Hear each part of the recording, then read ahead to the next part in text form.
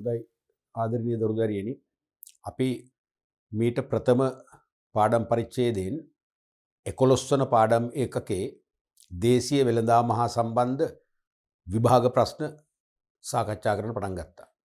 අපි පිළිතුරු පත්‍ර සමීක්ෂණයේදී ඒ විභාග ප්‍රශ්න වලට අපේක්ෂිත පිළිතුරු වල ස්වරූපය සහ ධාරිතාවය හඳුන්වා දෙමින් ඒ පිළිතුරු වලට ලකුණු ලබා දෙන ආකාරය පිළිබඳ විමර්ශනයක යෙදෙමින් සුපුරුදු පරිදි පළවෙනි පරිච්ඡේදය නිම කළා. අද දවසෙත් අපි ඒ 11 වන ඒකකයට අදාළ දේශීය වෙළඳාම හා සම්බන්ධ විභාග ප්‍රශ්න, ඒ කියන්නේ ව්‍යුහගත විභාග ප්‍රශ්න, දෙවන ප්‍රශ්න පත්‍රයට යොමු වන ව්‍යුහගත ප්‍රශ්න විවිධ ආකාරයේ ප්‍රශ්න තියෙනවා. ගණනාවක් සාකච්ඡා කරනවා.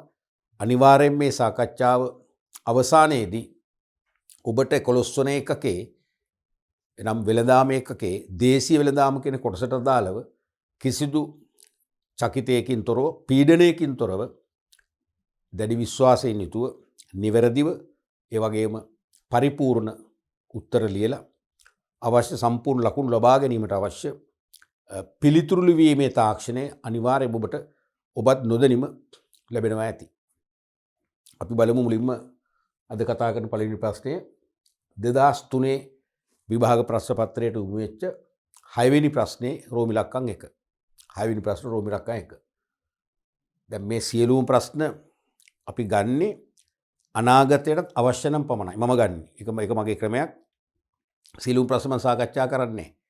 දැන් සමහර විට සමහර අවුරුදු වල හම්බ වෙනවා මෑතදී විවෘත කළ වරලත් ව්‍යාපාරේ නම මොකක්ද කියලා. ඒක දැන් අහන්නේ නැහනේ. කිසිම තේරුමක් නැහැ. මම ඒක ඔක්කොම අයින් කරලා තියෙන්නේ.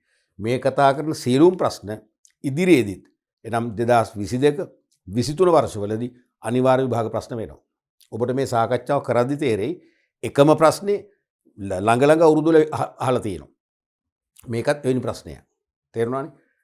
රංජිත් පෙරේරා රූපවාහිනී යන්ත්‍රයක් මිලට ගැනීමට තීරණය කර ඇත.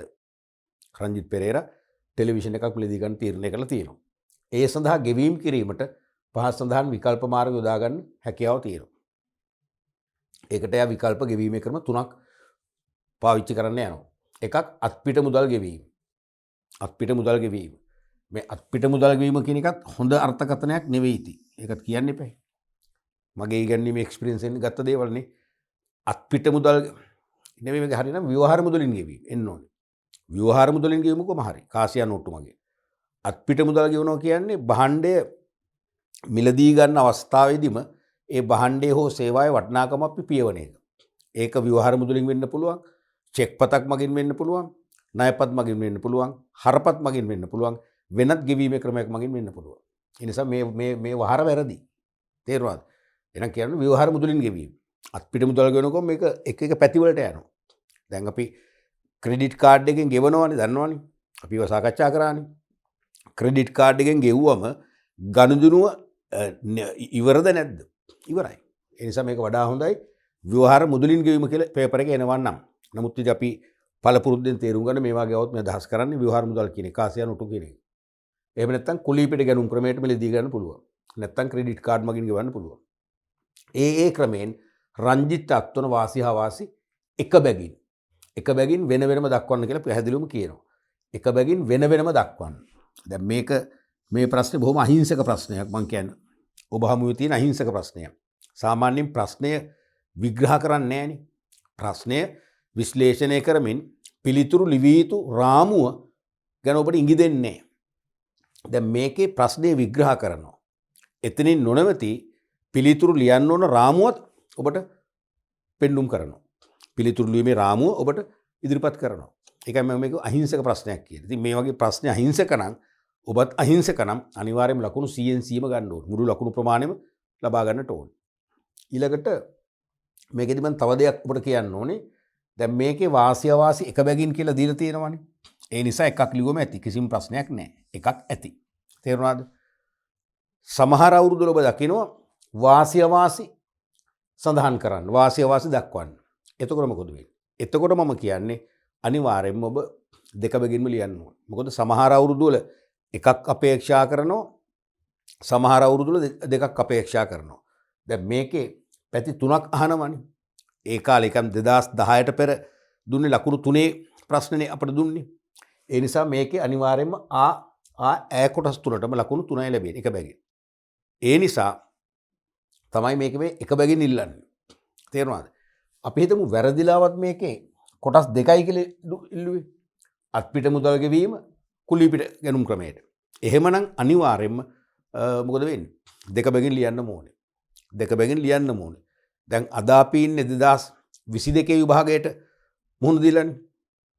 2022 විභාගයෙන් අපි දැන් ඉලක්ක කරන්නේ. එහෙමනම් 2010න් පස්සේ අද වෙනකුණුත් ලකුණු 3 ප්‍රශ්න නැහැනේ. දැන් ලකුණු 4යි. 4යි. ඒ නිසා අනිවාර්යයෙන්ම මේ වගේ කොටස් දෙකක් ආවනම් ලකුණු 4ක් දෙනවා. ඒ කියන්නේ මේකට ලකුණු 2ක් ලැබෙනවා. මේකට ලකුණු 2ක් ලැබෙනවා. ඒ කියන්නේ අනිවාර්යයෙන්ම තේරෙනවද? එහෙනම් කරුණු දෙක බැගින්ම ලියන්න ඕනේ. වාසි දෙකට ලකුණු 1යි, අවාසි දෙකට ලකුණු 1යි. මේකේ වාසි දෙකට ලකුණු 1යි, මේකේ අවාසි දෙකට ලකුණු 1යි. එහෙමයි ලකුණු ලැබෙන්නේ. ඒ නිසා ලකුණු ලැබෙන ක්‍රියාපටිපාටිය, ලකුණු ලැබෙන ක්‍රමවේදය ගැන ඔබ හොඳ අවධානයකින් ඉන්න ඕනේ. මොකද ලකුණු ලැබෙන ක්‍රමවේදය ගැන ඔබ පූර්ව අවබෝධයකින් සිටියොත් තමයි ප්‍රශ්නෙට අදාළ අංග සම්පූර්ණ පිළිතුර ඔබේ ඇතින් උත්තර පත්‍රයට එන්නේ. තේරුණානේ? පිළිතුරු වලට ලකුණු ලබා දෙන දීම ගැන කිසිදු අවබෝධයක් නැත්නම් එක්ක ඔබේ උත්තරය අධි පිළිතුරක් වෙනවා. ඒ කියන්නේ පිළිතුර වැඩි. එහෙම නැත්නම් ඌණ පිළිතුරක් වෙනවා. එක්ක පිළිතුර මදි. අනිවාර්යෙන් පිළිතුර මදි කියන්නේ ඌණ පිළිතුරක් කියන්නේ ලකුණු අඩු වෙනවා. අධි පිළිතුරක් කියන්නේ ලකුණු අඩු වෙන්නේ නැහැ ඒත් අඩු වෙනවා. අධි පිළිතුරක්කදී ලකුණු අඩු වෙන්නේ නැහැ ඒත් අඩු වෙනවා. මොකක්ද ඒකේ තේරුම? ඒකේ තේරුම අධි පිළිතුරක් කියන්නේ වැඩිපුර ලියන එකනේ. එතකොට අවශ්‍ය පිළිතුරු తీරවල ලකුණු ලැබෙනවා. ඒ නිසා ලකුණු අඩු වෙන්නේ නැහැ. නමුත් අනවශ්‍ය පිළිතුරු ප්‍රමාණයක් ලිවීමට ඔබ කාලයක් නාස්ති කරාද නැද්ද? නාස්ති කරා වෙනවා. ඒ කාලේ මොකද්ද? යටින් තියෙන ප්‍රශ්නයකට පිළිතුරු ලියන්න තියෙන කාලය. මොකද වෙන්නේ? ඒ ප්‍රශ්නෙට එනකොට ඔබට විභාගේ ලියන්න දීපු කාලය හමාරයි. මොකද වෙන්නේ? ලියන්න බෑ. ලකුණු අඩු වෙනකෝ ඒකයි. ඒ නිසා අනිවාර්යයෙන්ම ලකුණු ලබා දෙන ස්වરૂපය, ක්‍රියාපටිපාටිය, ක්‍රමවේදය ගැන පූර්ව අවබෝධයක් ගන්න තමයි මම මේක මෙච්චර විස්තර කළේ. තේරුණානේ? දැන් මොකද අපි දැන් බලන්න ඕනේ 2003ට නෙවෙයිනේ මේ ප්‍රශ්නේ පරණ වෙන්නේ නැහැ. තවත් කාලයක් යනකම් 2022 අහන්න පුළුවන්. ඇහුවත් අහන්නේ අනිවාර්යයෙන්ම මේ වගේ තුනක් අහන එකක් නැහැ. මොකද ලකුණු 4 ප්‍රශ්න දැන් අහන්නේ අනිවාර්යයෙන්ම අහන්නේ දෙකයි. දෙකක් නම් පළවෙනි එකට අයන්නට ලකුණු 2යි, ආවට ලකුණු 2යි. එතකොට අනිවාර්යයෙන්ම වාසි වලට ලකුණු 1යි, අවාසි වලට ලකුණු 1යි. එතකොට එතනදී සමහර විට මොන මට කියන්න බැරිද දැන් කියන මොකද්ද? සමහර විට වාසි එක බැගින් අපේක්ෂා කරන්නත් පුළුවන්, අවාසි එක බැගින් අපේක්ෂා කරන්නත් පුළුවන්. එහෙම නැත්නම් වාසි හා අවාසි දෙක බැගින් අපේක්ෂා කරන්න පුළුවන්. අන්න ඒකට මට දිවස් නැහැ. ඒ නිසා මම කියන්නේ සූදානම් ශරීරයෙන් මේ වගේ පිළිතුරු ප්‍රමාණය ධාරිතාවේ ප්‍රශ්නෙන් ඉඟි දැක්කුවේ නැත්නම් ඔබ අනිවාර්යයෙන්ම කරුණු දෙක බැගින්ම ලියන්න. කරුණු දෙක බැගින්ම ලියන්න. තේරුණාද? එහෙනම් අවාසි දෙකට ලකුණු භාගය බැගින් ලකුණු 1යි, වාසි දෙකට ලකුණු භාගය බැගින් 1යි ලකුණු දෙකක් ලැබෙනවා. ඊළඟ එකෙත් එහෙමයි. එහෙම තමයි ලකුණු ලබා ගන්න වෙන්නේ.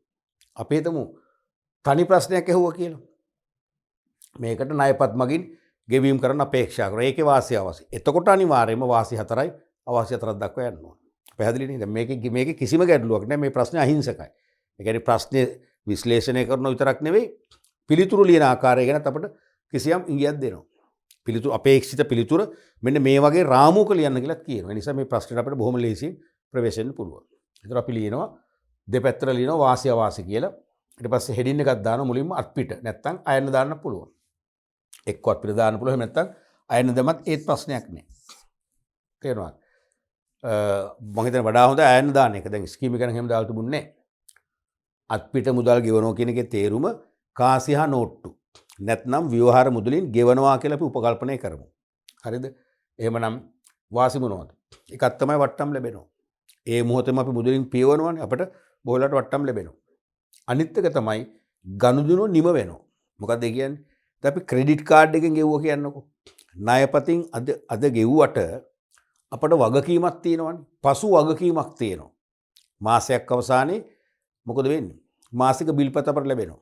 බිල්පතේ සඳහන් දිනට එක්ක අවම මුදල නැත්තම් මුළු වටිනාකම ගෙවන්න අපි බෙදලා ඉන්නවා. වගකීම් තියෙනවා. මේකේ වගකීමක් නැහැ. ඒක තමයි ගනුදෙනු නිමවීම කියලා මේ කන්ට්‍රෝලින් චීෆ් මේ උත්තරය හදලා තියෙන එකයි. ඒක අපේ භාෂාවෙන් ගත්තොත් මොකද්ද? පසු වගකීම් නොමැතිවීම කියලා ලියවන වඩාත් හොඳයි.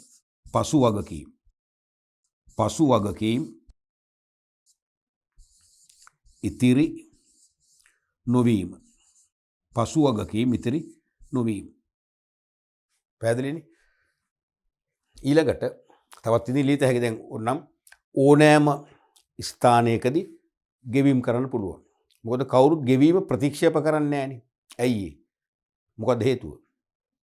මුදල් පාඩමේදී අපි කතා කරේ වැඩි ඈතකට නෙවෙයිනේ. හේතුව මොකද්ද?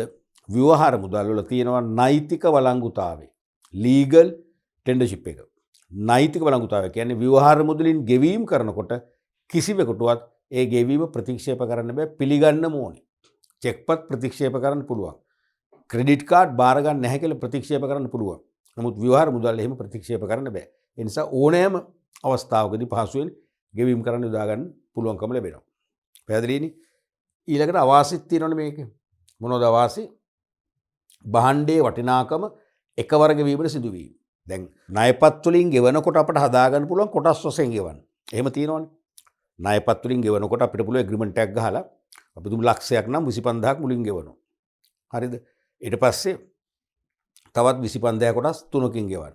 නැත්තම් 10000 ගන්න හරි ගෙවන්න පුළුවන්. මේකේ බෑ. ව්‍යවහාර මුදලින් ගෙවනකොට භාග ගෙවන්න බෑනේ. එහෙම අපි ණයට ගන්න ඕන. අනිවාර්යයෙන්ම එකවර ගෙවන්න වෙනවා. ඒක තමයි එක අවශ්‍යයි. ඒතර අපිට එකවර විශාල මුදල් ප්‍රමාණයක් අපෙන් ගිලිහිලා යනවා. දෙවෙනි එක තමයි ලොකු මුදලක් එකවර ගෙවීමට සිදුවීම නිසා මූල්‍ය වශයෙන් දැරීමට සිදුවන පිරිවැය. ලොකු මුදලක් අපිට දැන් ගෙවන්න වෙනවනේ එකවර. ඒතර මොකද වෙන්නේ? මූල්‍ය පිරිවැය මොකද වෙන්නේ? ඉහළ යනවා. සමහර විට අපි මේ මුදල ගෙවන්නේ ණයක් අරගෙන. එහෙනම් ණයට අපි පොලියක් ගෙවන්න ඕන. අන්න පොලිය තමයි මූල්‍ය පිරිවැය කියන්නේ. තේරුණාද? අන්න එහෙම ප්‍රශ්න මේකේ ඇති වෙනවා. ඊළඟට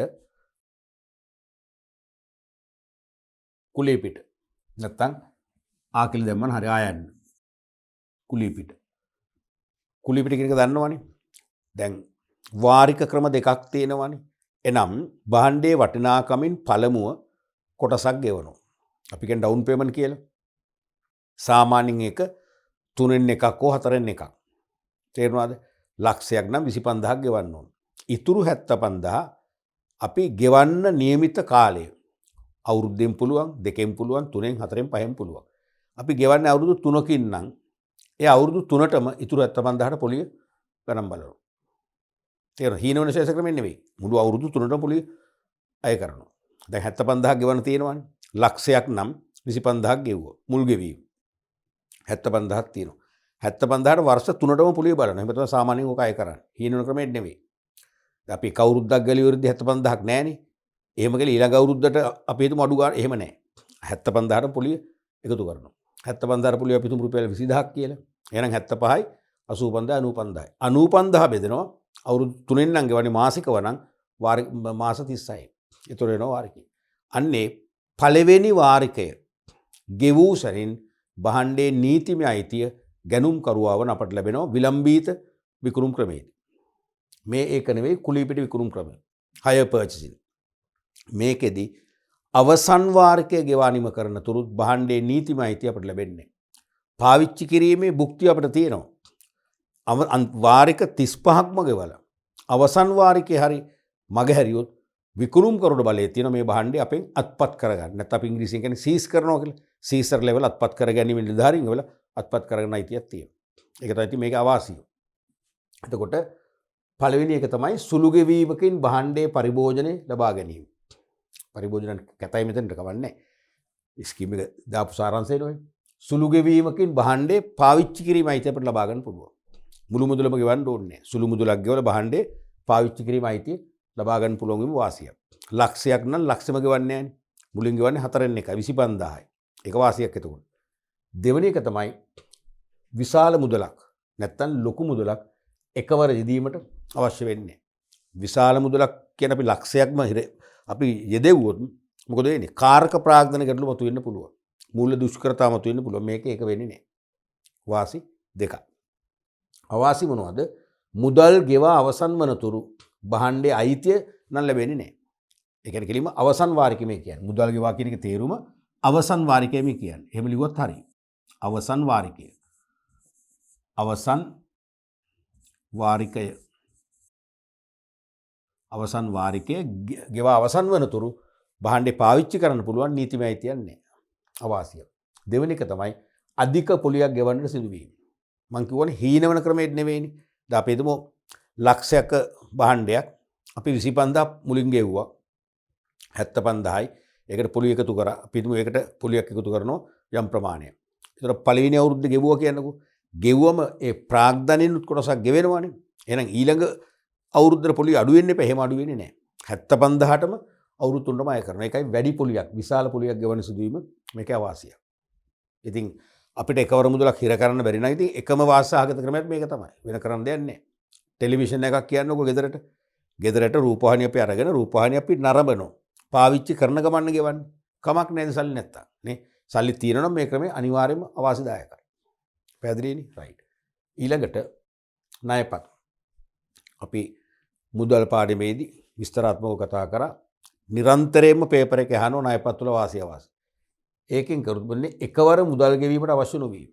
අන්න අපිට පුළුවන් කොටස් වශයෙන් ගෙවන්න ගිවිසුමක් ගහගන්න පුළුවන්. අපි ලක්ෂයක් නම් ඒ ලක්ෂය අපිට පුළුවන් රුපියල් 10000 ගානේ මාස 10කින් ගෙවන්න. තේරුණාද? එන එකවර මුදල් හිර කරන්න ඕනේ නැහැ.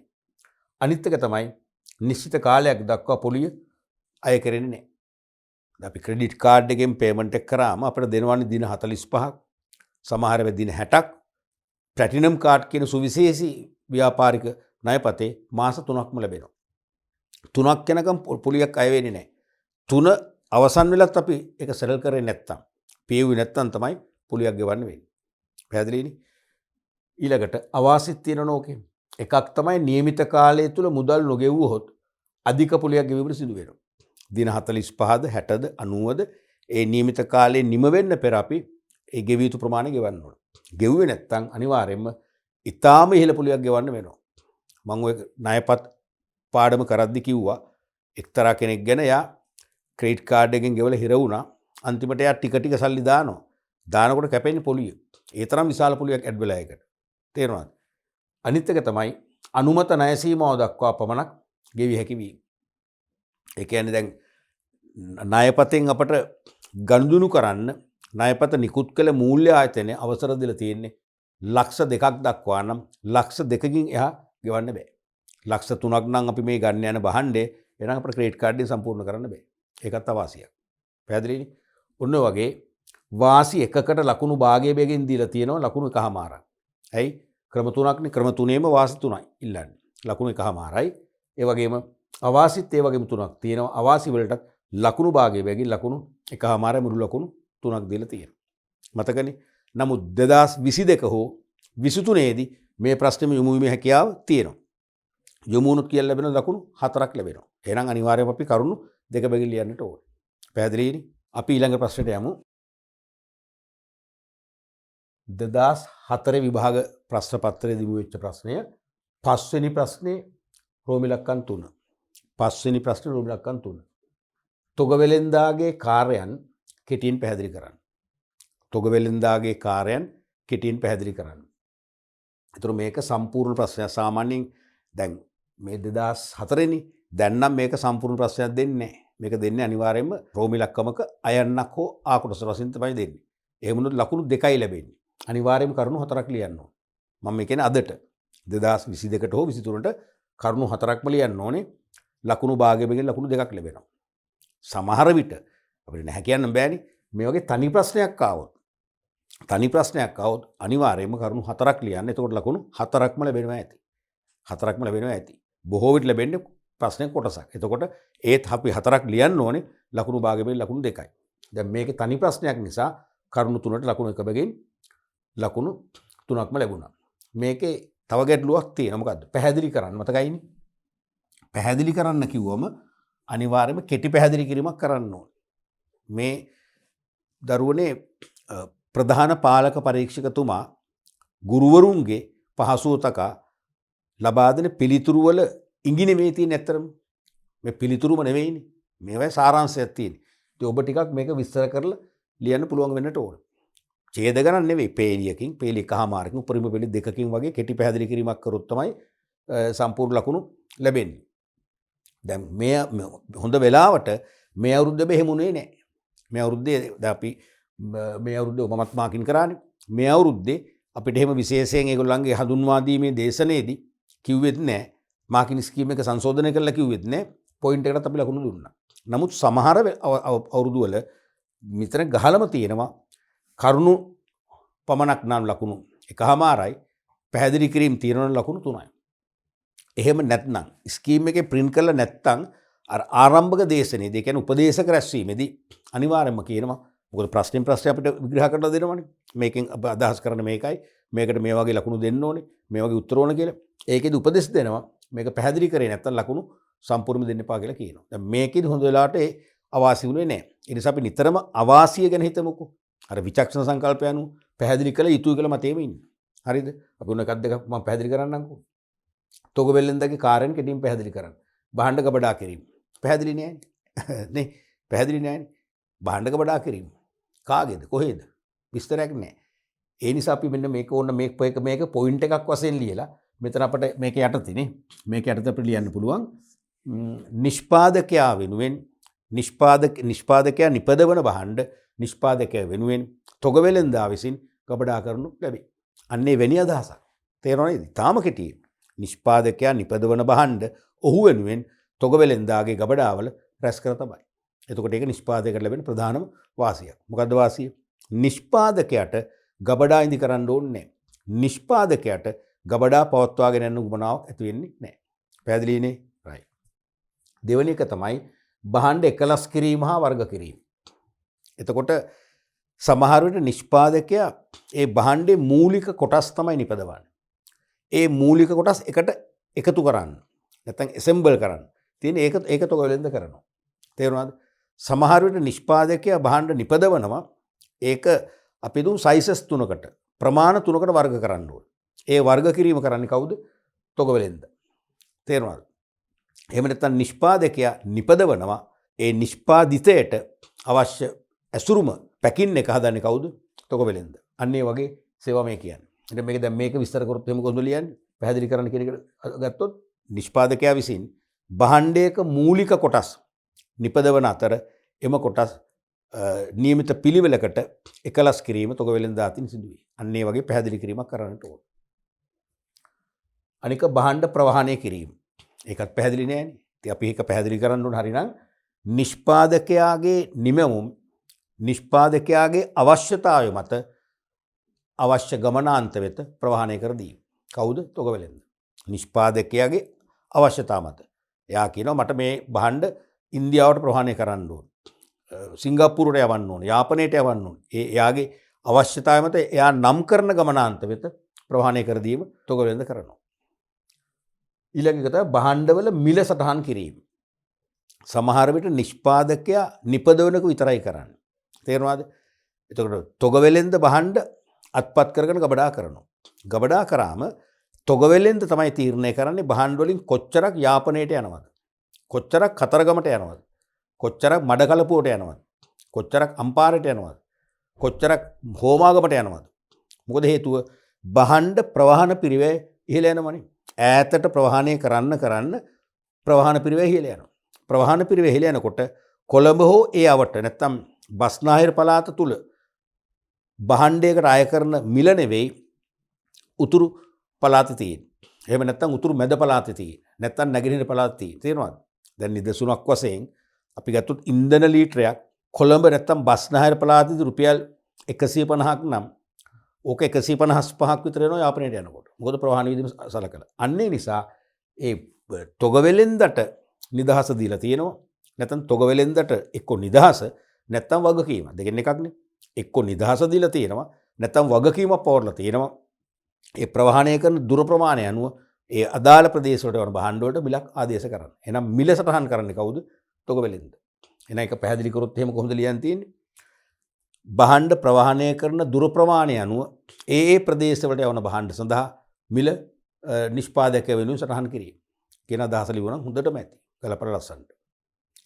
ඊළඟට සිල්ලර වෙළඳුන්ට භාණ්ඩ සැපයීම. ඉතින් ඒකත් සාරාංශයක් විතරයි. ඒ කියන්නේ නිෂ්පාදකයා නිපදවන නිමෙවුම් නිෂ්පාදකයා විසින්ම තොගවෙලෙන්දාගේ භූමිකාවට ඇවිල්ලා සිල්ලර වෙළඳට භාණ්ඩ බෙදා හරින්න එපා. එහෙම කළොත් නිෂ්පාදන ක්‍රියාවලියට යොමු කළ හැකි පරිශ්‍රමයේ අවධානය ගිලිහිලා යනවා.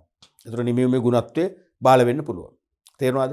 නමුත් තොග වෙළෙන්ද මොකද කරන්නේ? නිෂ්පාදකයා වෙනුවෙන් සිල්ලර වෙළඳුන් වෙත භාණ්ඩ සපයා නිෂ්පාදකයාට සහනයක් ලබා දී. කිව්වනම් හොඳටම ඇති. නේ? නිෂ්පාදකයා වෙනුවෙන් භාණ්ඩ සිල්ලර වෙළඳුන්ට සැපීම ඔස්සේ තොග වෙළෙන්දා නිෂ්පාදකයා වෙත සහනයක් ලබා දී. නැත්නම් නිෂ්පාදනය සඳහා ඔහුට වැඩි අවධානයක් වැඩි පරිශ්‍රමයක් කැපකිරීමට දායකත්වයක් ලබා දී. වැනි අදහසක්. ඒ අදහසම අපිට තව වචන එහෙම කරලා ලියන්න පුළුවන් ලස්සනට. ඊළඟට සිල්ලර වෙළඳුන්ට මූල්‍ය හා වෙනත් උපදෙස් සැපේවි. දැන් මේක ව්‍යාපාරිකයාගේ පැත්තරම කියලා, ඒ කියන්නේ නිෂ්පාදකයාගේ පැත්තරම කියලා ප්‍රශ්නේ ගොනු කරලා නැහැ නේ පොදුයි. නිෂ්පාදකයාගේ පැත්ත හිතලා ලියන්නත් පුළුවන්, සිල්ලර වෙළඳගේ පැත්ත හිතලා ලියන්නත් පුළුවන්. දැන් මේ උත්තර තියෙන කලෝමේනේ. තේරෙනවද? සමහර අවුරුදු වල අහනවනේ. කෙලින්ම තොග වෙළඳාගේ නිෂ්පාදකයාට සිදුවන සේවාව නැත්නම් කාර්යය.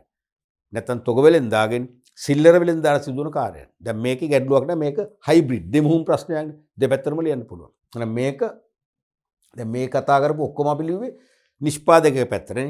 මේක තියෙන්නේ සිල්ලර වෙළඳුන්ට. දැන් සිල්ලර වෙළඳුන් තොග වෙළඳන්ගෙන් භාණ්ඩ මිලදී අරගෙන හරිද? එයා වැඩියෙන් අලෙවි කළොත් තමයි තොග වෙළඳගෙත් වෙළඳාමක් වෙන්නේ. තොග වෙළඳගෙත් මෙහෙයුම් ක්‍රියාවලිය කාර්යක්ෂම වෙලා ලාභ ලැබෙන්නේ. සහ නිෂ්පාදකයාගේ නිමෙවුම් අලෙවි වෙලා එයාගෙත් ලාභ වැඩි වෙන්නේ. දෙන්නටම හොඳ මෙයා ක්‍රියාශීලී වුණොත් නේ. මෙයා ක්‍රියාශීලී වෙළඳාමක නියුක්ත වෙන්න නම් මෙයාටත් ඒ භාණ්ඩ මිලදී ගන්න, ඒ භාණ්ඩ ප්‍රචාරණය කරන්න, භාණ්ඩ රැස් කර තබා ගන්න, භාණ්ඩ වලට ආරක්ෂණ විධි යොදන්න සල්ලි ඕනේ. අන්න ඒ සදා තොග වෙළඳුන් විසින් මේගොල්ලන්ට මූල්‍ය පහසුකම් සපයනවා. පොලී සහිතව හෝ පොලී රහිතව ණය සපයනවා. ඊට අමතරව භාණ්ඩ අලෙවි කිරීමේදී අනුගමනය කළ යුතු අලෙවි කරන උපදේශන සේවා සපයනවා. තේරුණාද? දැන් සමහර විට දැන් සෑම සිල්ලර වෙළෙන්දෙක්ම එක සමාන උගත්කමකින් යුක්ත නැහැ. එක සමාන අධ්‍යාපන මට්ටමක් ලබලා නැහැ. එක සමාන පළපුරුද්දක් නැහැ. ඒ නිසා අනිවාර්යයෙන්ම තොග වෙළෙන්දර සිදු වෙනවා සිල්ලර වෙළෙන්දට කියන්න මේ භාණ්ඩ මෙන්න මේ වගේ පැලැන්තියාවත් අලෙවි කරන්න මේ විදිහටයි. අඩු ආදායම් ලාභී ඉන්නවොත් ඒගොල්ලන්ට මෙන්න මේ වගේ උපදෙස් දෙන්න ඕනේ. ආදි වශයෙන් මොකද සෑම පාරිභෝගිකයෙක්ම එක සමාන සංස්කෘතියකින් ආපු අය නෙවෙයි. එක සමාන ජීවන රටාවන් ගෙන යන අය නොවේ. එක සමාන ක්‍රය ශක්තියින් සතු අය නොවේ. එහෙනම් ඒ පාරිභෝගිකයාට අනුකූලව ගැළපෙන ලෙස උපදෙස් දීලා පාරිභෝගිකයා භාණ්ඩය කරා ආකර්ෂණය කරගන්න උපදෙස් දෙන්න අනිවාර්යයෙන්ම සිල්ලර වෙළඳාව දැනුවත් කරනවා. ඒ වගේ කෙටි පැහැදිලි කිරීමක් කරන්නට ඕනේ. ඊළඟට අවදානම් දැරීම තවත් කාර්යයක්. අවදානම් බොහෝ විට මේ අවදානම් දැරීම නිෂ්පාදකයා වෙනුවෙන්ද සිල්ලර වෙළඳ වෙනුවෙන්ද අදාළ වෙන්න පුළුවන්. දැන් සිල්ලර වෙළඳුන්ට භාණ්ඩ තොග වෙළඳ සපයනවානේ. ඒ භාණ්ඩ සමහරට නොවිකිණී ඉතිරි වෙන්න පුළුවන්.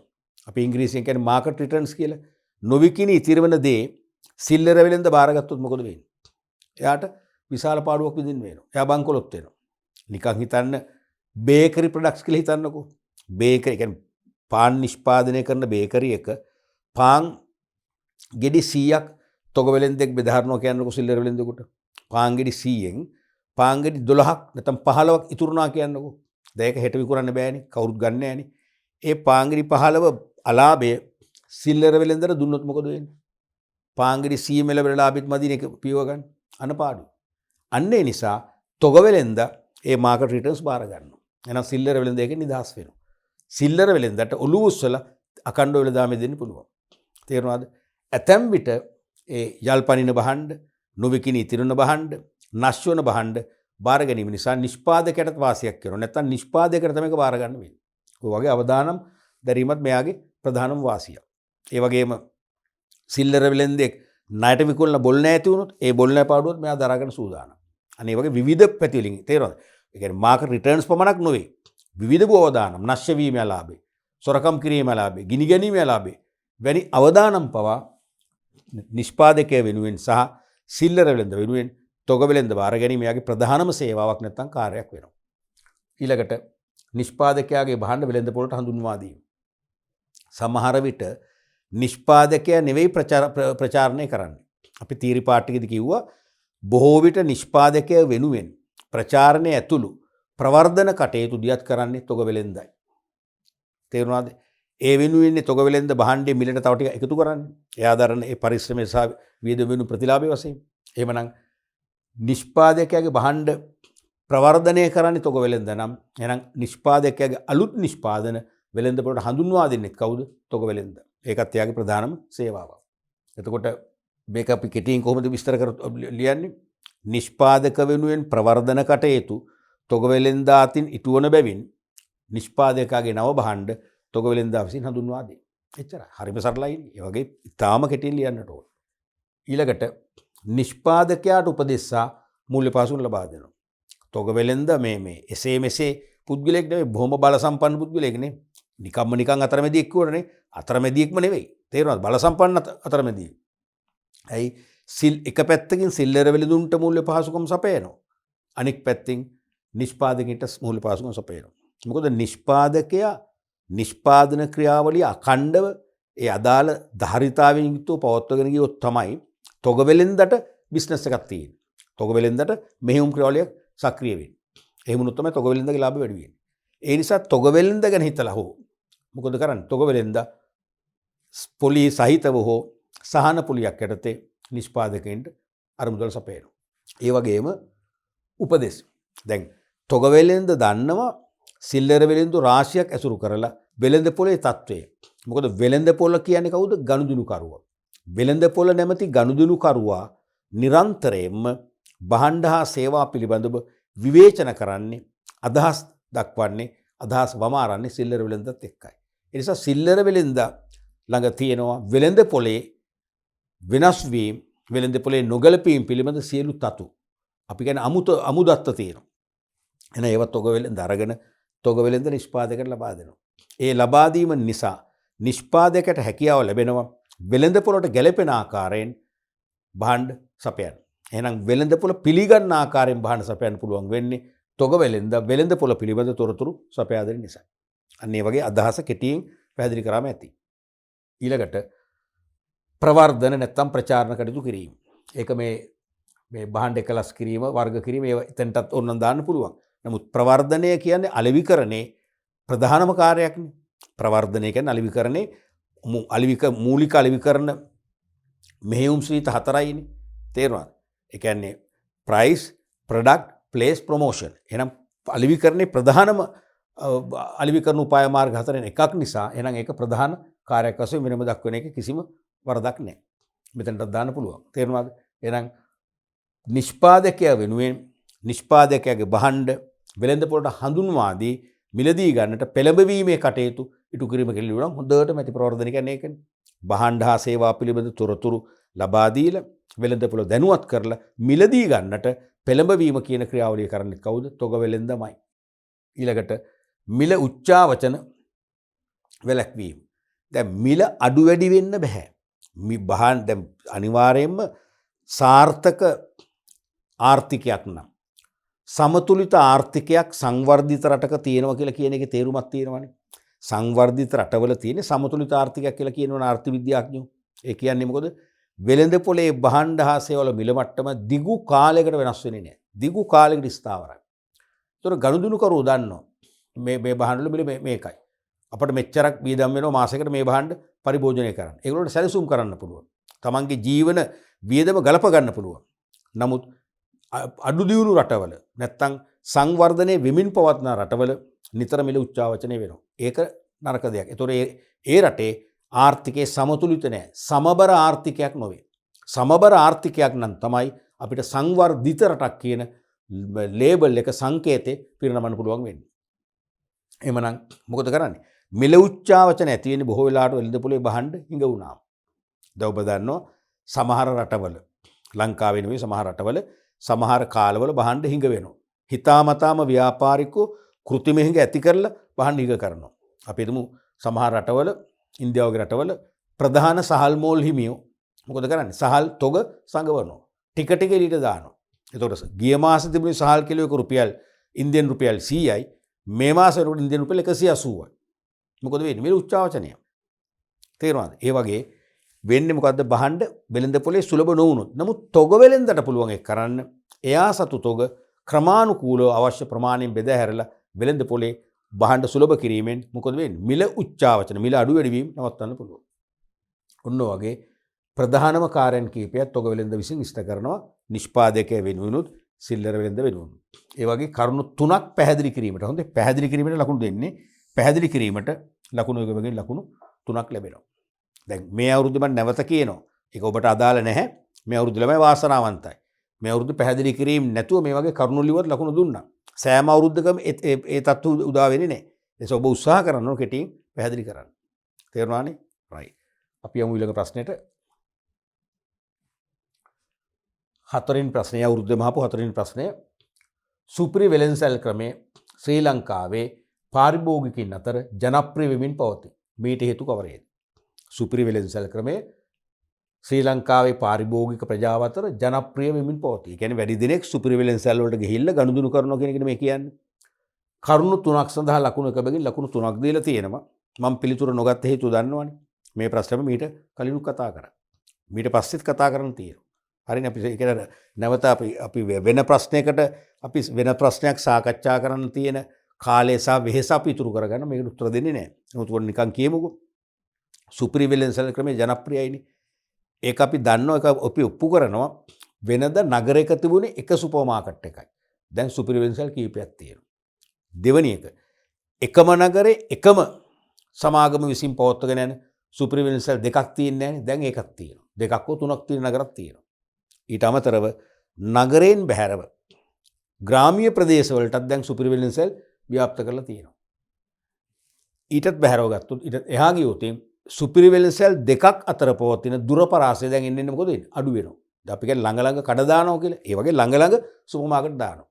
ඒකක්වත් වැහෙන්නේ නැහැ නේද? බංකොලොත් වෙන්නේ නැහැ නේද? ඇයි? එහෙනම් ඒ කියන්නේ ගනුදෙනු කරුවෝ විශාල ප්‍රමාණයක් සුපිරි වෙළඳසැල් පිළිගන්නවා. ගනුදෙනු කරුවෝ විශාල ප්‍රමාණයක් සුපර් මාකට් එක ගනුදෙනු කරන්න කැමැත්තක් දක්වනවා. මොකද්ද ප්‍රධාන හේතුව? හේතුව තමයි විශේෂයෙන්ම එකම වහලක් යටින් තමන්ගේ නිවසට අවශ්‍ය, තමන්ගේ ගෘහයට අවශ්‍ය දෛනික භාණ්ඩ සියල්ලම ගන්න පුළුවන්. කාලිතුරු තැන් තැන් වල දුවන්න ඕනේ. ආහාර පානද, හාල්ද, පොල්ද, එළවලුද, පළතුරුද, ඒ වගේම පිටි වර්ගද, ඒ වගේම ඇසුරුම් කළ භාණ්ඩද, මස් මාංශද සියල්ලම ගන්න පුළුවන්. අනිත් එක වායු සමන පහසුකම් තියෙනවා. ඒ නිසා ඊටා පිරිසිදු ඇතුළත, ඒ වගේම සෞඛ්‍ය ආරක්ෂිතයි.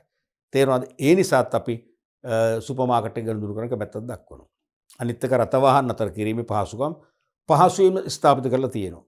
ඒ ඕන තරම් ඉඩකඩ තියෙනවා අපිට බොහොම ලේසියෙන් වාහනේ නතර කරලා භාණ්ඩ මිල දී ගන්න පුළුවන්. මම දැක්ක එක්තරා මහා පරිමාණ සමාගමක, ඒ කියන්නේ බේකරි නිෂ්පාදන බිහි කරන සමාගමක ශාඛාවක් ළඟ වාහන දෙකක් නවත්තලා මොකද පාකින් එකේ ඉඩ නැහැ. පොඩි පාක්කයක් තියෙන්නේ. අදින් පොලිසියෙන් ඇවිල්ලා කෑ ගැහුවා. එක්කෙනෙක් එළෙව්වා අනිත් එක්කෙනාගේ ලයිසන් එක ගත්තා ලියුවද නැද්ද බන්දන මං එන්න ආවා. තේරෙනවද? ඉතින් එහෙම වුණාන් පස්සේ අපි දෙන්න යනවද? යන්නේ නැහැ. නමුත් සුපර් මාකට් අපි යනවා. එහෙම ප්‍රශ්න නැති වෙන්නේ නැහැ. අනිත් එක අපිට ණයපත් මගින්, හරපත් මගින් අනිවාර්යයෙන්ම ගෙවීම කරන්න පුළුවන්. මුදල් නොමැතුවත් භාණ්ඩ ගන්න පුළුවන්. අනිත් එක අපිට සුපර් මාකටෙන් ගන්නකොට අපිට තියෙනවා ලොයල්ටි කාඩ්ස් නේ. වට්ටම් කාඩ් කියන්නේ. අපි ගන්න සෑම රුපියලකටම අපිට කිසියම් ඩිස්කවුන්ට් එකක් ලැබෙනවා. ඒ ඩිස්කවුන්ට් එක අපේ ලොයල්ටි කාඩ් එකට එකතු වෙනවා. අපිට මුදල් නැති වෙලාවක ඒ ලොයල්ටි කාඩ් එක පාවිච්චි කරලා ගෙවීම් පියවන්න පුළුවන්. ඔය වගේ වාසි නිසා තමයි අනික තෝරගැනීම නිදහස වැඩි. කවුරුත් අපිට බලපෑම් කරන්නේ අපිට ඕන තරම් කාලයක් අරන් තෝරලා අපේ කැමැත්ත මත භාණ්ඩ මිලදී ගන්න පුළුවන්. මෙන්න මේ වගේ වාසි නිසා සුපිරි වෙළඳසැල් ලංකාවේ තවත් ඉස්සරහට ව්‍යාප්තිය වැඩි වෙනව මිසක අඩු වෙන්නේ නැහැ. පැහැදිලිනේ? රයිට්. අපි බලමු ඊළඟ ප්‍රශ්නය.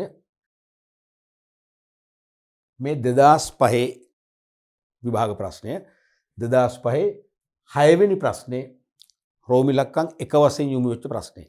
6 වෙනි ප්‍රශ්නේ රෝමි ඉලක්කම් 1 වශයෙන් යොමු වෙච්ච ප්‍රශ්නේ. ශ්‍රී ලංකාවේ සිල්ලර වෙළඳාමේ දක්නට ඇති නව ප්‍රවණතා සහ සංවර්ධනයන් කවරේද?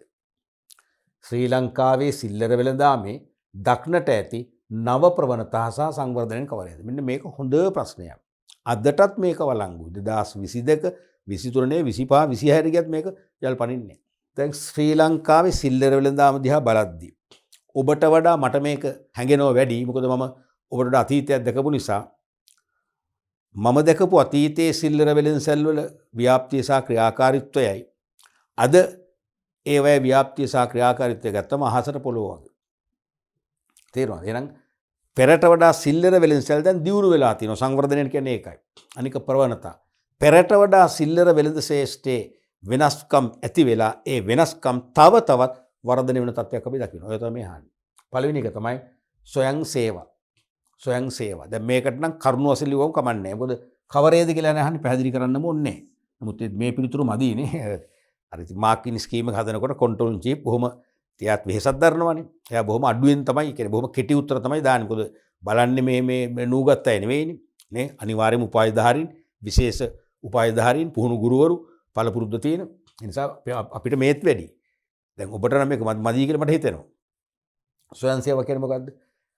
දැන් ඇත්තටම අපි මම කතා කරන මම ඔබ නෙමෙයි මම. ඔබට මේක බලංගු නෑ. මම ඔබේ වයසේදී මං හිතන්නේ අනන්ත අප්‍රමාණ කියලා අපි කියන්නේ සිල්ලර කඩවලට ගිහලා පොලිමේ ඉන්නවා. අඩු ගානේ 3-4 දෙනෙක් හරි ඉන්නවනේ. ඉතින් ඒ 3-4 දෙනාගෙන් සල්ලි තියෙන කෙනෙක් භාණ්ඩ ගොඩක් ගන්නවොත් වෙලෙන්දත් එයාට තමයි මූලිකත්වය දෙන්නේ. ප්‍රමුඛතාවය දෙන්නේ. ඒගොල්ලෝ ඉතින් භාණ්ඩ අරන් යනකම් විනාඩි 20 පැය භාගෙ අපිට ඉන්න භාණ්ඩ ගන්න. අපි ඔකට දැන් කැමති නෑ. ඒ කාලේ යනවා. මොකද හේතුව සුපර් මාකට් ව්‍යාප්තියක් නෑ. අනික සිල්ලර වෙලෙන්සල් ව්‍යාප්ති ඉතාම අඩුයි. ඈතින් තියෙන. අද එහෙම නෙවෙයිනේ. අද අපි එක සිල්ලර වෙලෙන්සලකට ගිහිල්ලා එතන අපිට රස්තියාදු වෙන්න වෙනවනම් විනාඩියක් දෙකක් තුනක් බැලුවා හරියන්නේ නැහැ. තවත් විනාඩි 15ක් 20ක් ඉන්න වෙනවා. මොකද එළියට බැස්ස ඊළඟට ගියා. අල්ලපුවා සිල්ලර කඩයක්. නැත්නම් සුපර් මාකට් එකට ගියා. ඒ නිසා අද අනිවාර්යයෙන්ම මේ වෙලෙන්සලට ගිහිල්ලා සිල්ලර කඩේට ගිහිල්ලා වෙලෙන්දගෙන් භාණ්ඩ ඉල්ලලා එයා කිරලා මැල්ලා ඇසුරුම් කරලා දෙනකන් අපිට ඉන්න බෑ. අපි එහෙම වෙලෙන්සල් මග හරිනවා ප්‍රතික්ෂේප කරනවා. ඒ නිසා අද සිල්ලර වෙළඳුන්ගේ ප්‍රවණතාවක් තියෙනවා. මොකද්ද? සංවර්ධනයක් තියෙනවා. ස්වයං සේවා විකුණුම් ක්‍රම හඳුන්වා දෙන්න. නැත්නම් ස්වයං සේවා වෙළඳසැල් ලෙස තමයි සිල්ලර වෙළඳසැල් පවත්වාගෙන යන්නේ. තේරෙනවද? ස්වයං සේවා වෙළඳසැල් ලෙස තමයි සිල්ලර වෙළඳසැල් පවත්වාගෙන යන්නේ. ඒතර මොකද වෙන්නේ? අපිම ගියා කඩේට ගියා භාණ්ඩ තෝරගත්තා ආවා. මුදලාලි නැත්නම් මුදල් අය කැමි කැෂියර් හිටියා ගෙව්වා සරලයි. අද ඒක ප්‍රවණතාවක්. අද ඒ නිසා ගොඩක් සිල්ලර කඩ දැන් ස්වයං සේවා විකුණුම් ක්‍රමයට නැඹුරු වෙනවා. තේරුණාද? දැන් මම මේ ළඟදී මගේ මිත්‍රයෙක්ගෙන් ඇහුවා මේ ඇත්තට මේ මම දැන් අපේ ගෙවල් ළඟම තියෙන හොඳ කඩයක් ග්‍රොසරි එකක්. ඒකේ සාමාන්‍ය හාල් හොඳයි. ඒ මිනිස්සයා ගේන්නේ පොළොන්නරුවෙන් හාල්. යාට මොකක් හරි කන්ටැක්ට් එකක් තියෙනවා. ඇත්තට මේ මමත් උඩක් වෙලාට හාල් ගන්න එතනින් අර සමහර හාල් පරණ රහයි ඉන්න ළමයි කන්න බෑනේ. මේ හාල් ගත්තම නිකන් හොදිත් එක්කත් කන්න පුළුවන්. සම්බෝලයක් හදාගත්තත් කන්න පුළුවන්. අපේ මිත්‍රයා ගිහිල්ලා ටිකක් ඈතින් හාල් වගේක් උස්සන් එනවා පයින්. මම අයියේ අසවල කඩේ තියෙනවනේ කියලා. අනේ ලෙඩක් නැසෙයි කරේ ගියාම ඉන්න එපා වරු ගාන කාල් දෙනකම්. අන්න බලන්න කීපුදි. ස්වයං සේව විකුණුම් කරම නැහැ. නැති එක වාසිය හාල් හොඳයි කියලා දැනගත්තත් අර රස්තියා දුන්න බැරි කමට ඒක මග හැරලා යනවා. ඒ නිසා අද වෙද්දි බොහෝ සිල්ලර වෙලෙන්දෝ තමන්ගේ විකුණුම් ක්‍රමය ස්වයං සේවා විකුණුම් ක්‍රමයක් වශයෙන් හඳුන්වලා දීලා තියෙනවා. දැන් හෙට අනිද්ද මගේ හිතවත් මල්ලි කෙනෙක් මේ වෙලෙන්සලක් විවෘත කරනවා. එයත් ඒකයි. ඒක දැන් මම අදත් එතනින් ගිහිල්ලා ආවේ උදේ එයා සූදානම් කරන්නේ තනිකර ස්වයං සේවා විකුණුම් ක්‍රමයක්. කූඩ තියලා ට්‍රොලි තියලා ගිහිල්ලා බඩු ටික එකතු කරන් ආව සල්ලි අය කරා යවුවා. ඉක්මන් සේවය. අද ඒක අවශ්‍ය වෙලා තියෙනවා. එහෙනම් අද මුළු සිල්ලර වෙළඳ ලෝකයේම ප්‍රවණතාවක් වෙලා තියෙනවා ස්වයං සේවා විකුණුම් ක්‍රම. ඔයගොල්ලෝ මේක දැම්ම ස්වයං සේවා විකුණුම් ක්‍රම. ස්වයං සේවා විකුණුම් ක්‍රම. ස්වයං සේවා විකුණුම් ක්‍රම. විකුණුම් ක්‍රම දියත් කිරීම. ඔක තමයි සම්පූර්ණ උත්තර හරියටම ලියනවා. ඊළඟට දෙවෙනි ප්‍රවණතාව හෝ සංවර්ධනය තමයි විද්‍යුත් ක්‍රම යොදා ගැනීම. අනිවාර්යෙන් යොදා ගන්නවා. දැන් මම චුට්ටකට ඉස්සෙල්ලා ඕනේ කිව්වනේ මගේ හිතවත් මල්ලි කෙනෙක් හෙට අනිද්දා ග්‍රොසරි එකක් විවෘත කරනවා කියලා. ඒක දැන් මේ දවස්වල කරන්නේ ඒක තමයි මොනවද විද්‍යුත් ක්‍රම. ඒගොල්ලෝ CCTV කැමරා මේ දවස්වල සවි කරනවා. විද්‍යුත් ක්‍රම. නැත්තම් බහඬ හොරකම් කරයි කියලා හිතන සැක කෙනා අවම අපි හැය ගහගෙන ඉන්න. එයාගේ ඇඟ අත ගාලා බලන අර ආරක්ෂක හමුදාව වගේ ඒව මහ දිග වැඩනේ අනවශ්‍ය දේවල්. අද ලේසි ක්‍රම තියෙනවනේ. එහෙනම් ඒ වගේ CCTV කැමරා පද්ධති දැන් මේ දවස්වල අර මල්ලි සවි කරමින් ඉන්නවා. ඊට අමතරව එයා ගෙනලා තියෙන ඩිජිටල් ස්කේල් කීපයක් මම හිතන්නේ 3ක් දුකක් තිබුණා. මොකද එයා තට්ටු දෙකක දාන්න යන්නේ. තුනක්ද මම දැන් කියමු මම තුනක් දැක්ක පැහැදිලිවම. දැන් සාමාන්‍ය තරාදි ගත්තම මිනිස්සුන්ගෙන් පැමිණිලි වැඩිනේ. මේකේ බර මදි ගෙදර ගිහලා අපි කිරුවා අපි ළඟ තියෙන ස්කේල් එක හරි ඔහොම වෙනවනේ. නමුත් ඩිජිටල් තරාදියට ගත්තම ඒක කිසි ප්‍රශ්නයක් නැහැ 100%ක්ම හරි. ඒ වගේ නව විද්‍යුත් ක්‍රම හඳුන්වලා දෙන්න ඕනේ. ඊළඟට මම ඇහුවා අර මල්ලිගෙන් දැන් ඔයාලා ක්‍රෙඩිට් කාඩ් සිස්ටම් එක පාවිච්චි ඔව් අපි අනිවාර්යයෙන් දැන් අපි මැෂින් එකක් ඕඩර් කරලා තියෙන අපිට දැන් ලැබෙනවා. එහෙම කියලා සර් නැත්තම් බැහැනේ. අනිවාර්යෙන් මොකද මිනිස්සු දැන් ගොඩක් කාඩ් පාවිච්චි කරනවා. ඒක අවශ්‍යයි. අන්න. ඒගොල්ලෝ දන්නවා. මොකද නැත්තම් වෙන්නේ ක්‍රෙඩිට් කාඩ් එකෙන් ගනුදෙනු කරන්න පුරුදු වෙච්ච කෙනා ඒ කඩේට එන්නේ නැහැ. ඒක එයා දන්නවා. ඒ නිසා ඒගොල්ලෝ දැන් ආරම්භයේදීම ඒ වැඩේ පටන් ගන්නවා. එහෙනම් අද වෙනකොට බොහෝ සිල්ලර වෙලෙන්දෝ මෙන්න මේ වගේ විද්‍යුත් ක්‍රම දා ගැනීමෙන් වෙලෙන්සැල ඉතා කාර්යක්ෂම ලෙස පවත්වාගෙන යන ප්‍රවණතාවක් අපි දකිනවා. ඒ වගේම සංවර්ධනයක් ඒක දියුණුවක්. තේරුණාද? ඊළඟට ආකර්ෂණීය ලෙස සකස් කර තිබීම. දැන් සමහර සිල්ලර වෙලෙන්සැල් මම දකිනවා. තේරුණාද? කිසිම පිළිවෙලක් නැහැනේ ආකර්ෂණීය නැහැ. අපි කියන්නේ දැක්කම හරි මූසලයි කියලා. අපිලිවෙලයි. ඒ කඩේට යන්න හිතෙන්නේ නැහැ කියලා අපි කියන්නේ. එහෙම කියනෝ නේද? එහෙම වෙන්න බෑ. නමුත් දැන් බලන්න හොඳට නිරීක්ෂණය කරන්න ඔයගොල්ලෝ මේ ව්‍යාපාරද්දිනේ කරනකොට දරුවනේ ඔබ ප්‍රායෝගික වෙන්න ඕනේ. ඔබ ප්‍රායෝගික පුද්ගලෙක් වෙන්න ඕනේ. දැන් ඉන්න කන්ට්‍රෝලින් චීෆ් අපිට ඉන්දේට හමු වුණාන් පස්සේ අපි සාකච්ඡා යනවා. එයා කියන්නේ පුළුවන් තරම් ළමයිට ප්‍රායෝගිකව ව්‍යාපාර ලෝකයේ දැස බලන්න පුරුදු කරන්න. ප්‍රායෝගිකව හිතන්න පුරුදු කරන්න. මිට පෙර හිටපු කන්ට්‍රෝලින් චීෆ් මගේ ගුරුවරයා එයත් කිව්වේ ප්‍රසාද් පුළුවන් තරම් ප්‍රැක්ටිකලි උගන්වන්න. ප්‍රායෝගික ව්‍යාපාර ලෝකයේ ළමයාගේ මනසට ඇතුල් වෙන ආකාරය උගන්වන්න. මොකද ඒ ළමයා තමයි අනාගතයේ අනිවාර්යයෙන්ම රටේ වැදගත් ව්‍යාපාරික පුරවැසියෝ වෙන්නේ. තේරුණාද? අනිවාර්යයෙන්ම දැන් බලන්න ඕගොල්ලන්ගේ පදිංචි නිවස අසල වේවා, ඕගොල්ලන්ට හුරු පුරුදු නගරයේ වේවා, ඕගොල්ලෝ ගමන් කරන පාසල පිහිටි අවට ප්‍රදේශයේ වේවා සිල්ලර බලන්න පිළිවෙලයි නේද? එකකට එකක් මේ පරාද වෙන්නේ නැහැනේ. හරි පිළිවෙලට ඒ බ්‍රාක් වල බහන් රසුරුලා සබන් වෙනම බිස්කට් වෙනමනේ එළවලු වෙනම එළවලු ලස්සනට අඩු කරලා තියෙනවා. පිළිවෙල අවශ්‍යයි. එහෙම වුණාම තමයි අපට වෙලෙන්සල විධිමත්ව දකින්න පුළුවන් වෙන්නේ. ඕක හරියට දැන් ඕගොල්ලන්ගේ නිදන කාමරේ ඇඳේ නිදාගත නැගිට්ටා. පෙරෝපුර දෙක තැනක කොට්ට දෙකෙන් තව එක මුල්ලක බෙඩ් ෂීට් එක භාගයක් ඕගොල්ලෝ ඇදලා දාලා ඕක ඔහොමම තිබිලා අද රායට නිදා ගන්න ගියාම පොඩි මොකද වෙන්නේ? අවුලක් නැද්ද ඔළුවට? මට නම් අවුල්. මට ඇඳට යනකොට අද යනකොට තියෙන නීට් එකට හදලා තියෙන්නේ. ඒ වගේ තමයි වෙලෙන්සැලේ. ඒ වෙලෙන්සැලේ ආකර්ෂණීය ලෙස බහඬ සකස් කරලා ස්ථානගත කරලා තිබුණොත් අපිට ගිහිල්ලා ගන්න හිතෙන්නේ. එහෙනම් අද එහෙම ප්‍රවණතාවයක් තියෙනවා. බොහෝ සිල්ලර වෙලෙන්දෝ ඒ තත්වයට යොමු වෙලා තියෙනවා. ඊළඟ එක තමයි පාරිභෝගිකයින්ට නොයෙකුත් සේවා සැපීම. ඒ කියන්නේ බැංකු කටයුතු, ආපන ශාලා, ලොන්ඩ්‍රි, දුරකථන යන ආදී පහසුකම්. තේරුණාද? පාරිභෝගික නොයෙකුත් සේවා සපයනවා. ඒක ඔයගොල්ලෝ පිළිගන්නවද? පිළිගන්න වෙනවා අපිට නගරයේ ඉදියා බැලුවම. අද වෙද්දි සමහර සිරිල වෙරෙන්දෝ බැංකු කටයුතු නැත්නම් බැංකු සේවා ලබා දෙන කොහොමද? බැංකුවක් එක්ක සාකච්ඡා කරලා ගිවිසගෙන තමන්ගේ සිල්ලර වෙළඳ ස්ථානයේම එක කොටසක අපි කියන එක කොනක මුල්ලක තේරුණාද? ATM එකට සවි කරනවා. මොකද වෙන්නේ? අන්න එහෙනම් බැංකු සේවා ලබා ගන්න පුළුවන්. සිල්ලර කඩේට බහඬ ගන්න එන ගමන් බැංකු සේවා ලබා ගන්න පුළුවන්. අපි ඒ නිසා ඒ කඩේට යන ප්‍රවණතාවය වැඩි වෙනවා. යන වාර ගන්න වැඩි වෙනවා. අනිත් එක ආපන ශාලා. සමහරට සිල්ලර වෙළෙන්සැලේම එක පැත්තක ආපන ශාලාවකුත් පවත්වාගෙන යනවා. ඒක සමහරට තමන් විසින්ම කරන ආපන ශාලාවක් වෙන්නත් පුළුවන්. වෙන කෙනෙකුට බදු දීලා වෙන්නත් පුළුවන්. ප්‍රශ්නයක් නැහැ.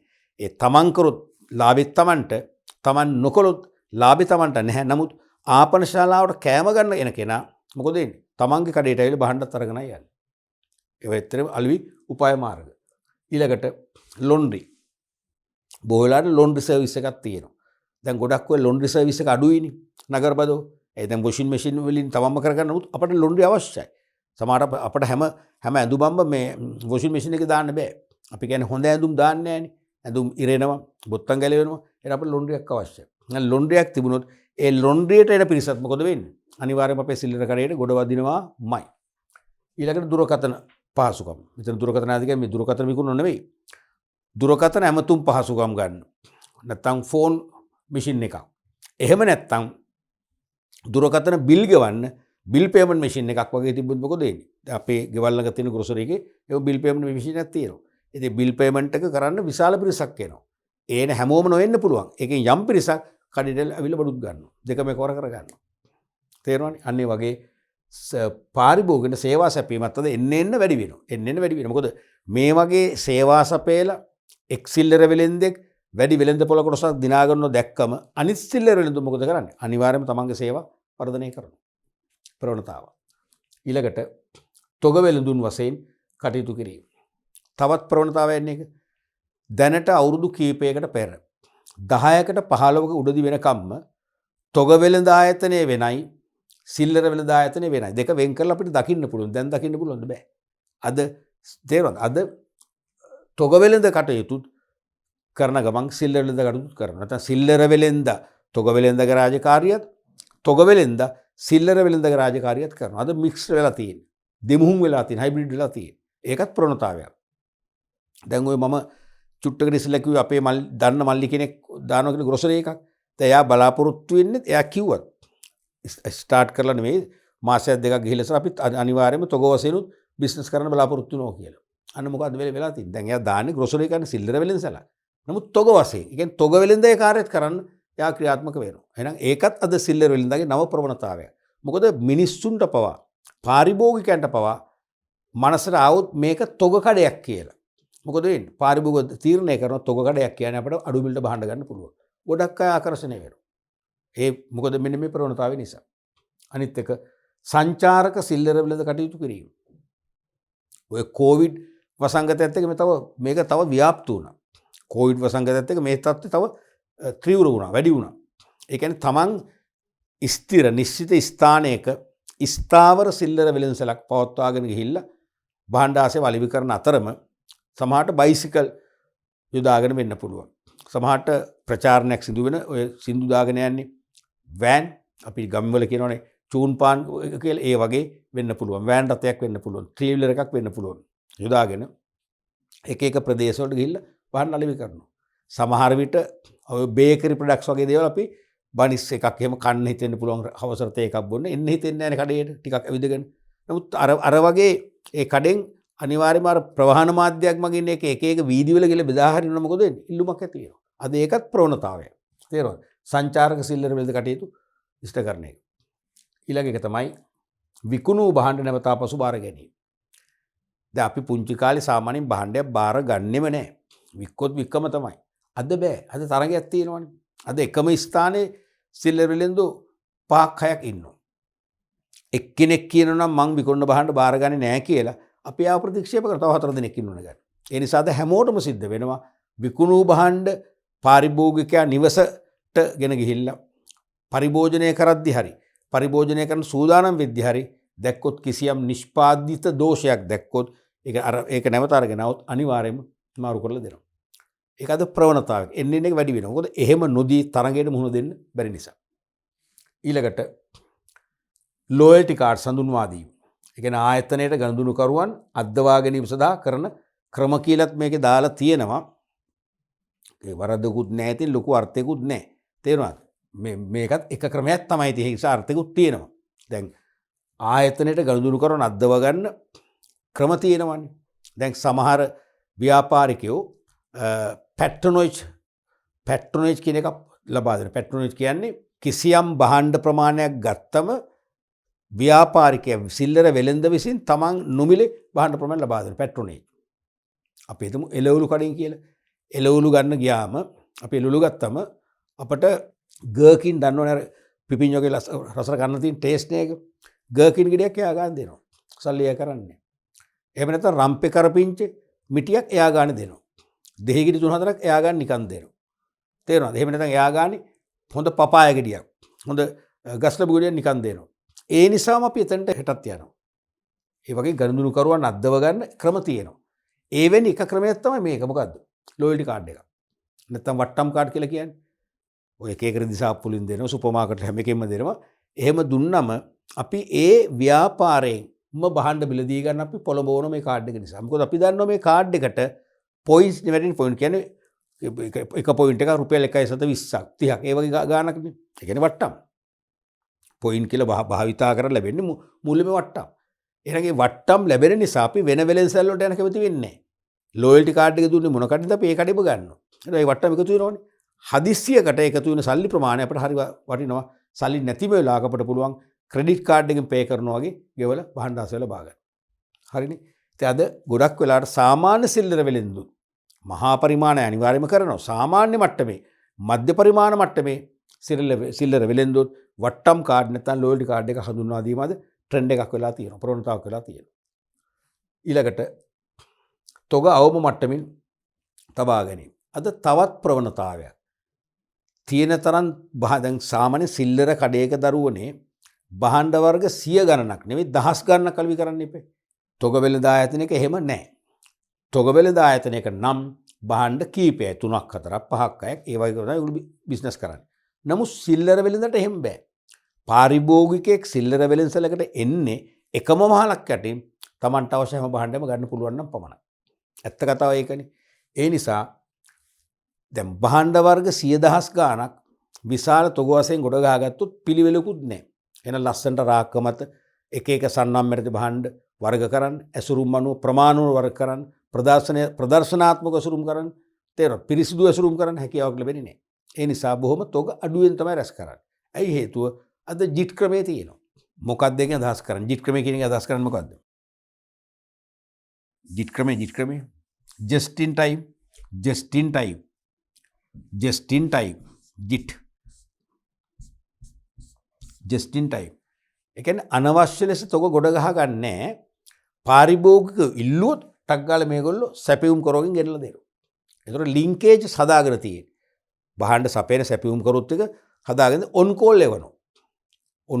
සමහරට සප්ලයර්ගේ අපේ තම අනුගබඩාවක් අපේ සිල්ලර වෙළඳ ආසන්නයේ තියෙනවා. ඒ නිසා අපිට එයාගෙන් කලින් ගොඩ ගහ ගන්න ඕනේ නැහැ. ටක් ගාලා ඔන් කෝල් ගෙන්න ගන්න පුළුවන්. ඒ නිසා අද වෙනකොට සිල්ලර වෙළඳසල විශාල භාණ්ඩ වර්ග සංඛ්‍යාවක් තියෙනවා. ඒවා විශාල තොග වශයෙන් ගොඩ ගහගන්න නැහැ. ඇයි හේතුව? just in time ක්‍රමයට ටක් ගාලා ගෙනල්ලා දෙන්න පුළුවන්කම ලැබෙනවා. තේරුණාද? මෙන්න මේ වගේ අලුත් ප්‍රවණතාවයන් ගණනාවක්මද අද සිල්ලර ලෝකයේ තුල ක්‍රියාත්මක වෙනවා. කරුණු 1කට ලකුණු භාගයකින් කරුණු 6ක්ම අපේක්ෂා කරා. කරුණු 6කට ලකුණු 3ක් දුන්නා. මේ එදා. නමුත් අද නම් මොකද වෙන්නේ? අද නම් ලකුණු භාගය වැඩි කිරීම කෙලින්ම 8 සමාන ලකුණු 4ක්ම ලැබෙනවා. අද මේ එදා තේරුණාද?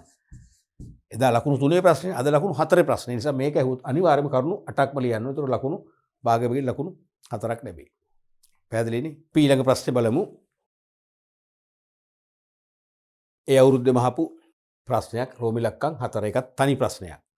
සාමාන්‍ය පේනවා වෙළඳාම් පාඩමෙන් දරුවනේ සාමාන්‍ය රෝම ඉලක්කම් ප්‍රශ්න දෙකක් අහනවා. ඒක ලොකු දෙයක්. ඒ කියන්නේ කෙලිම අදන ලකුණු 4 ඒවා දෙකක්, ලකුණු 8ක්. වාස්තික ප්‍රස්තාව එහෙන් අහනවා. ඊළඟ පේපර් එකේ තේරෙනවද? ඒත් මේ කොටසට ලොකු බර තැබීමක් කරන විභාගෙදී. මොකද වෙළඳාම කියන එක අපේ ජීවිතවලට බද්ධයිනේ. සිල්ලර වෙළඳාම, තොග වෙළඳාම, ආනයන අපිට මේ හැම එකක්ම අපේ ජීවන තත්වයට අවශ්‍ය නැත්නම් ජීවන රටාව පවත්වාගෙන යාමට අවශ්‍ය භාණ්ඩ හා සේවා සපයන සැපයුම් මාර්ග වෙන නිසා අපේ ජීවිතයට සම්බන්ධ නිසා වෙන්නේ ඇති විභාගයටත් මේක වැඩිපුර බර තබන්න. සමහර ව්‍යාපාරිකයෝ දේශීය වෙළඳපොළට පිවිසීමට වඩා විදේශීය වෙළඳපොළට පිවිසීමට වැඩි කැමැත්තක් දක්වති. මේට හේතු කවරේද? ප්‍රශ්න පැහැදිලිනේ. සමහර ව්‍යාපාරිකයෝ දේශීය වෙළඳපොළ, ඒ කියන්නේ සිල්ලර වෙළෙන්දෙක්, තොග වෙළෙන්දෙක් වශයෙන් ක්‍රියාත්මක වෙනවට වඩා විදේශීය වෙළඳපොළට කෙලින්ම භාණ්ඩ අපනයනය කරන්න කැමැත්තක් දක්වනවා. මොනවද හේතු? එකක් තමයි විශාල වෙළඳපොළක් ලැබීම. දැන් දේශීය වෙළඳපොළ සීමා සහිතයිනේ. අපේ රට භූගෝලීය වශයෙන් පුංචි රටක්. ජනගහනය සාපේක්ෂව ඉන්දියාව, චීනය වගේ බලද්දී එහෙම විශාල සංඛ්‍යාවක් නැහැ. අනික මේ කුඩා රටේ මේ සීමිත ජනගහනයට පමණ ඉක්මව ඕන තරම් වෙළඳ ව්‍යාපාරිකයෝ ඉන්නවා. ඒ නිසා සෑම වෙළෙන්දෙකුටම බෙදලා ගියන් පස්සේ ගනුදෙනු කරෝ සංඛ්‍යාව නැත්නම් වෙළඳපොළ කොටස ලබා ගන්න පුළුවන් අඩුයි. නමුත් විදේශ වෙළඳපොළට යනකොට එහෙම නෙවෙයි. චීනය, ඉන්දියාව හොඳ රටවල්නේ. ඒ වගේ රටවලට යනකොට මොකද වෙන්නේ? විශාල ඉල්ලුමක් අපිට ලබා ගන්න පුළුවන්. ඒ නිසා අපේ වෙළඳපොළ කොටසේවත් ගනුදෙනු කරෝ සංඛ්‍යාව වර්ධනය කරන්න පුළුවන්. අපි ඒකට කැමතියි. ඒ නිසා අපි කැමති විදේශ වෙළඳපොළට යන්න. ඒ කියන්නේ අපි දැන් දේශීය වෙළඳපොළ ඉලක්ක කරගෙන දේශීය ව්‍යාපාරිකයෙක් වශයෙන් ඉන්න මට්ටම වගේ කීප ගුණයකින් අපට ඉහළට ගමන් කරන්න පුළුවන් විදේශ වෙළඳපොළ සේවය කිරීම. දෙවෙනි හේතුව තමයි භාණ්ඩ විවිධාංගීකරණය පහසු වීම. දැන් අපේ රටේ භාණ්ඩ විවිධාංගීකරණය තරම්ම කරන්න බෑ. ඒ කියන්නේ එකම භාණ්ඩය විවිධ හැඩවලින්, විවිධ ප්‍රමාණවලින්, විවිධ ඇසුරුම් වලින්, විවිධ වර්ණ වලින්. ඒක තරම් ඵලදායක නෑ. නමුත් විදේශ වෙළඳපොළට යනකොට ඒ විදේශ වෙළඳපොළවල් තුල එක එක ආගම්, එක එක භාෂාවන් කතා කරන, එක එක ආගම් අදහන විවිධ වූ සංස්කෘතීන්, අසමාන වූ සංස්කෘතීන් ගණනාවකට අයිති පාරිභෝගිකයෝ ඉන්නවා. අන්න ඒගොල්ලන්ට ගැලපෙන ආකාරයෙන් අපිට පුළුවන් භාණ්ඩ විවිධ ආකාරයෙන් නිෂ්පාදනය කරලා ඉදිරිපත් කරන්න. ඒ විවිධාංගීකරණය තුලින් වැඩි ඵල ලබන්න පුළුවන් නිසාම ව්‍යාපාරිකෝ සමහර අය කැමති විදේශ වෙළඳපොළට සේවය කරන්න. පැහැදිලිද? තුන්වෙනි එක තමයි විදේශ විනිමය උපයාගත හැකි වීම. දැන් ඇත්තටම අපි ලංකාවේ භාණ්ඩ අලෙවි කරොත් අපිට අපේ රටේ මිනිස්සු අත සංසරණය වන ජාතික ධනයම තමයි අපේ අතර එන්නේ. නමුත් අපි විදේශ වෙළඳපොළට භාණ්ඩ හා සේවා අලෙවි කරොත් මොකද වෙන්නේ? තනිකර විදේශ රටවලින් අපට විදේශ විනිමය ගලාගෙන එනවා. එහෙනම් විදේශ විනිමය උල්පතක් හදාගන්න පුළුවන් නිසා සමහර අය කැමති විදේශ වෙළඳාමට නැඹුරු වෙන්න. ඊළඟ එක තමයි රජයේ අනුග්‍රහය යටතේ බදු පහසුකම්, මූල්‍ය පහසුකම් වැනි විශේෂ පහසුකම් ලබාගත හැකි වීම. දැන් දේශීය ව්‍යාපාරිකයෙක් වුණොත් සාපේක්ෂව රජයෙන් තරම් අනුග්‍රහයක් දක්වන්නේ නැහැ. නමුත් විදේශ ව්‍යාපාරිකයෙක් නම් බොහෝ විට අපනයන අභිමුඛ ව්‍යාපාරිකයෙක් නම් එනම් එක්ස්පෝර්ට් ඔරියන්ටඩ් බිස්නස්මන් කෙනෙක් නම් එයාට අනිවාර්යයෙන්ම බදු පහසුකම් ලැබෙනවා. සමහරට බදු විරාමයක් දෙන අවුරුදු 5ක් යනකම්. තේරුණාද? ඒ වගේ මූල්‍ය පහසුකම් ලැබෙනවා. ඒ කියන්නේ අපනයන අභිමුඛ ව්‍යාපාර ප්‍රවර්ධනය සඳහාම රජයේ බැංකු මගින් විශේෂයෙන්ම සහන පොලී හා සහන කොන්දේසි යටතේ විශේෂිත ණය ක්‍රම හඳුන්වා දෙනවා. අන්න ඒවැ වාසි ලබා ගැනීම සඳහා ව්‍යාපාරිකෝ විදේශ වෙළඳපොළට සේවය කරන්න කැමැත්තක් දක්වනවා. ඊළඟට ව්‍යාපාරික පැවැත්ම තහවුරු කර ගැනීමට හැකි වීම. අනිවාර්යයෙන් දේශීය වෙළඳපොලේ කටයුතු කරනවාට වඩා අපට පැවැත්ම වැඩි විදේශ වෙළඳපොලේදී. මොකද ඉල්ලුම විශාලයි. තේරුණාද? අනික අපේ රටේ නිෂ්පාදිත ඇගීම අඩුයි. දැන් මම දේශීය ව්‍යාපාරිකයෙක් වුණා මාව අගයන්නේ නැහැනේ. එහෙම එකක් තියෙනවානේ. දේශීය ව්‍යාපාරික පිළිගැනීම අඩුයි. කොයි මොහොතේ මාව ප්‍රතික්ෂේප කරලා වෙනත් තරඟකරුවන් ළඟට මගේ වෙළඳපොළ මාරු වෙයිද දන්නේ නැහැ. මං හුදකලා වෙන්න පුළුවන්. නමුත් විදේශ වෙළඳපොළට යනකොට සාමාන්‍යයෙන් විදේශ වෙළඳපොලේ ගනුදෙනුකරු අපිව පිළිගන්නවා. මොකද එයාලට අපි ෆොරිනර්ස්ලා. තේරුණාද? දැන් අපි ලාංකිකයන්ට අපි ෆොරිනර්ස්ලා වෙන්නේ නැහැ. ස්වදේශිකයන්මයි ගණන් ගන්නෑ. නමුත් විදේශිකයන්ට අපි අනිවාර්යෙන් විදේශ ව්‍යාපාරිකෝ. ඒ නිසා ඒගොල්ලන්ගේ පිළිගැනීම වැඩි. තේරුණාද? ඒ නිසා අපෙන් ඒගොල්ලෝ ඈත් වෙන්න සම්භාවිතාවය අඩුයි. ඒ නිසා අපේ පැවැත්ම දිගු කාලීනයි. අපේ විදේශ වෙළඳපොළ ස්ථාවරයි. අන්න ඒ නිසාත් අපි කැමති විදේශ වෙළඳපොළට ප්‍රවේශ වෙන්න. මෙන්න මේ වගේ කරුණු 3කට ලකුණු 3ක් දුන්නා. අද නම් අනිවාර්යයෙන්ම කරුණු 4කට ලකුණු 4ක් ලබා ගන්න පුළුවන්. අද නම් මේ දානේ අද නම් අනිවාර්යයෙන්ම එක වැඩි කිරීම 4 සමානයි ලකුණු 4ක්ම ලැබෙන්නේ නැති. පැහැදිලිනේ? රයිට්. අපි අද දවසේ පාඩම් පරිච්ඡේදයේනුත් 11 වන පාඩම් මේකකේ මුල් කොටස වන දේශීය වෙළඳාම හා සම්බන්ධව හොඳ ව්‍යුහගත විභාග ප්‍රශ්න ගණනාවක් සාකච්ඡා කරා. ඒ විභාගයට අපේක්ෂා කරන පිළිතුරු වල ස්වභාවය සහ පිළිතුරු ධාරිතාවය ගැන විවරණය කරමින් සහ ඒ පිළිතුරු වලට එක් පිළිතුරු වලට පිළිතුරු පත්‍ර සමීක්ෂණයේදී ලකුණු ලබා දෙන ආකාරය ගැන හොඳ අවබෝධයක් අපි ලබා දුන්නා. මම හිතනවා ඔබ ඒකෙන් කිසියම් පන්නරයක් ලබා ගත්තා කියලා. අපි තවදුරටත් ඊළඟ පරිච්ඡේදවලුත් විභාග ප්‍රශ්න සහ ආදර්ශ ප්‍රශ්න ගණනාවක් සාකච්ඡා කරලා ඒ පන්නරේ තවදුරටත් ඔබට තහවුරු කරන්න බලාපොරොත්තු වෙනවා.